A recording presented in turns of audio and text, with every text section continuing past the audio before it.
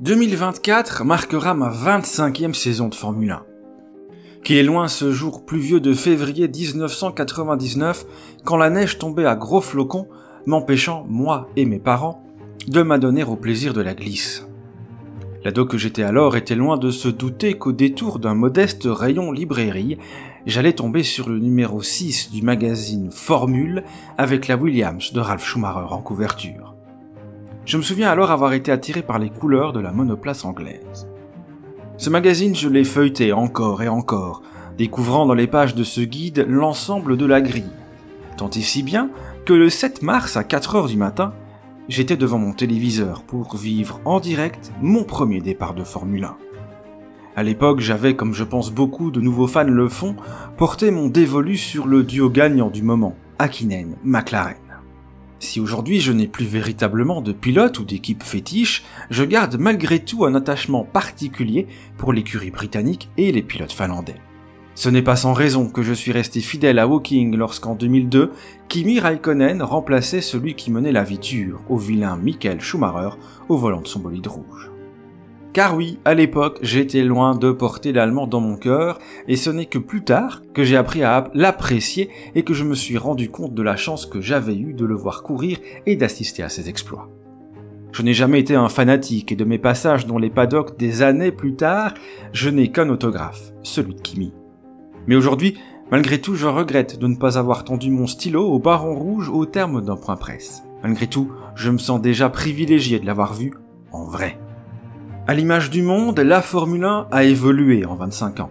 Et alors qu'au début des années 2000, je me sentais bien seul dans la cour de récréation avec mes magazines, entouré de mes camarades qui, eux, n'avaient Dieu que pour ce foutu ballon rond. Aujourd'hui, la F1 n'a sans doute jamais été aussi populaire que ces dernières années. Mais alors que la hype grandit, moi, j'ai parfois l'impression de m'éloigner de cette Formule 1 qui me donne l'impression de ne plus me parler.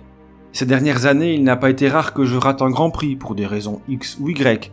Je n'ai par exemple pas allumé mon poste pour suivre la course de Las Vegas en 2023, symbole d'un sport spectacle qui me fait dire que c'était mieux avant. Encore très récemment, je me disais, et si j'arrêtais simplement de regarder ce cirque? Si je me consacrais à mon podcast en revenant sur l'histoire de la discipline, est-ce que ça ferait de moi un vieux con? C'était mercredi 31 janvier 2024, alors qu'on venait d'apprendre le refus de Liberty Media d'accepter la candidature d'Andretti en tant que 11e écurie. En lisant le justificatif, je pouvais m'empêcher de penser « Mais quelle honte !» Et puis, un frémissement est venu me rappeler pourquoi j'aime tant ce sport. De ce que j'entends, il va y avoir une grosse annonce avant la fin de la semaine.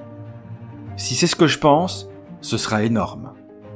Ce gazouillis posté par Will Buxton n'était que le début d'une journée du 1er février où la F1 allait me rattraper par le col avec un feuilleton dont presque elle seule a le secret.